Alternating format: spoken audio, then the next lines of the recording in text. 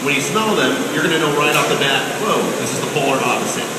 So hops are more, they're bright, citrusy, crisp, refreshing, pine needle-y, bitter, all that stuff coming from the hops. So when you toss them into your brew, different times, different temperatures, you're going to be getting different results. So the first time we toss them in is going to be in that boil kettle. So that first edition of hops are going to be bittering hops.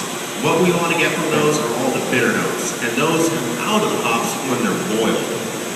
But at the same time, we lose a lot of the delicate little aromas and flavors because those are in oil form and we're burning that off, we're boiling it.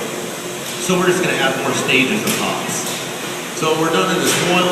We pump everything into that last tank, which is called a whirlpool. We're going to have a whole nother dose of fresh hops in there. Those guys, we're going to get those essential oils back into the brew. There's no heating going on in that tank, so the temperature's lower.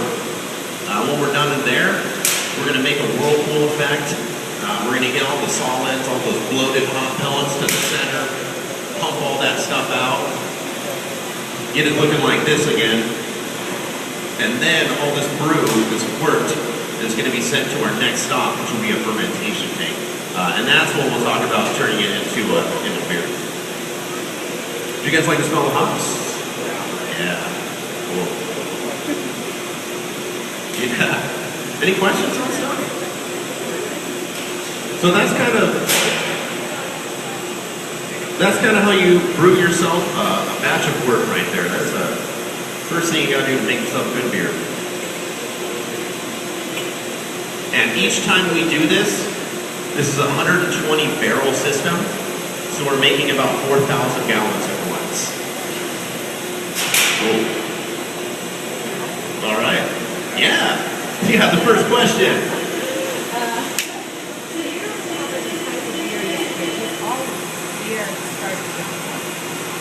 Yeah, exactly. So the question is, so it's not really a type of beer yet, so everything starts as wort.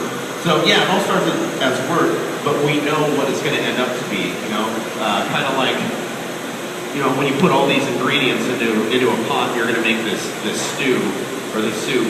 When you first put it all in there, it's not the finished product yet, it's not a soup, but at the end, after you've cooked it, then it's going to be what it is. But all those things you put in the beginning, the ratios of the grains, how many pounds, what kinds you choose to put in. We're usually using about 2 to 5 different types of grain per brew. And the same thing with hops. Usually about 2 to 5 different hops. There's all different kinds of hop varietals. So all those base things are influencing the end result. Yeah, cool. Yeah.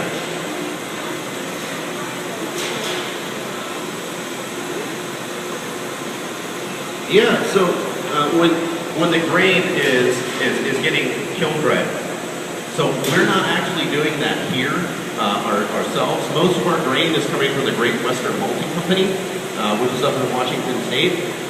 So, and their question was, at what temperature are you guys doing that?